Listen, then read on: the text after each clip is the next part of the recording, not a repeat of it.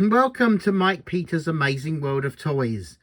This time I wanted to talk about die-cast metal toy kits. Back in the day, I had a few of these dinky die-cast metal kits that that they came with, everything that you needed to make the kit, the parts, the instructions to build it were included in the kit, and also paint. Now, the interesting thing about these was that I remember when they were in the stores, when you could buy them in the stores, in the shops, they were cheaper than the actual, obviously the factory bought ones, factory made ones. And I just had to do a little bit of research, and I remember that I had built the Sea King helicopter, the Dinky 1040 action kit. I built that with my dad. That was definitely back in the day. Sorry, I haven't got a picture of that. We'll just focus over there on these toys at the moment. Yeah, and so and then I also built the Lunar Rover, the 1027, the Lunar Rover. That was my brother's, actually. I didn't build that one, but that was my brother's. And then later on, I built the 1023, the single decker bus. And right now, I've got another one on the go. The one, what is it? The 1017, the Routemaster bus. So yeah, actually, I'm building a dinky kit now, action kit right now. But that wasn't really what I wanted to do. What I wanted to focus on was what you could actually buy, over the counter now. And what I chose was this from Jada Kits. I think it's Jada Kits.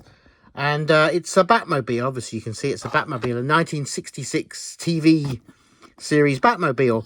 And the reason I chose that one, well, there was a couple of reasons. Well, first of all, I love it. It's the best Batman, isn't it? That's the one we grew up with. And I've also got the Corgi 267, and I'd like to do a compare and contrast of those two, because that was the toy that I played with. This is a kit that I wanted to build, but also the problem as well is being a model building nerd too, it's really hard to build as they say, OOB, out of the box. Anyway, yeah, it's hard to do it as an adult. As a child or as a kid, it was really easy. I remember the Sea King helicopter that I built with my dad. That was kind of, well, it was, they were Humbrol, what did they call them? Humbrol enamel paints. And they took a little bit of time to dry. Excuse me.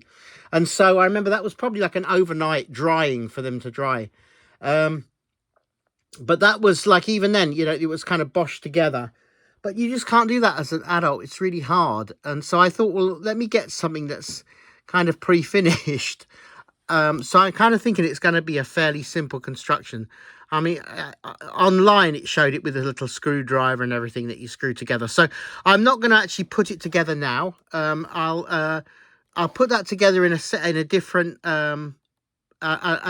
little video. And I'll do a little review of it as well. I'll do a short review of it, because then what I was more interested in doing once it's built is doing like a compare and contrast with the Corgi 267. That's lovely, isn't it? And I'll do a full.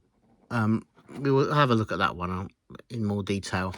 That one deserves its own episode, I think, because it's a real classic. So yes, once again, thank you for joining me.